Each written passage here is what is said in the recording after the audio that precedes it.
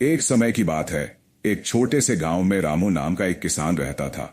वह बहुत मेहनती था और अपने खेतों की देखभाल पूरी लगन से करता था। उसकी फसलें लहलहा रही थीं और वह अपनी मेहनत से खुश था। एक दिन जब रामू अपने खेत में काम कर रहा था, तो उसने पास के जंगल से एक भालू को आते देखा। भालू बहुत भूखा लग रहा था और खेत की ओर बढ़ रहा था। रामू को डर लगा कि कहीं भालू उसकी फसलें न नष्ट कर दे, लेकिन भालू ने कुछ भी नुकसान नहीं किया। उसने रामू से कहा, किसान भाई, मैं बहुत भूखा हूं, क्या तुम मुझे खाने के लिए कुछ दोगे? रामू को भालू की बात सुनकर आश्चर्य हुआ। उसने सोचा कि अगर वह भालू की मदद करेगा तो शायद भालू उसका दोस्त बन सकता है।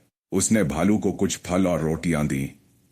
भालू ने खुशी खुशी खाया और बोला, धन्यवाद किसान भाई, मैं तुम्हारी भलाई का बदला जरूर चुकाऊंगा। रामू हंसते हुए बोला, तुम मेरा बदला चुकाने की चिंता मत करो, बस खेतों को नुकसान मत पहुंचाना।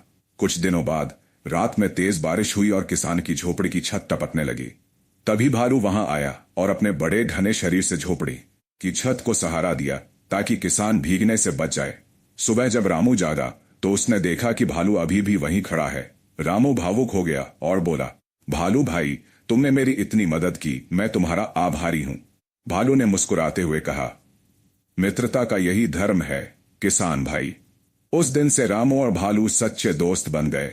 भालू कभी भी रामू के खेतों को नुकसान नहीं पहुंचाता था, बल्कि अगर कोई जंगली जानवर खेत में आता तो भालू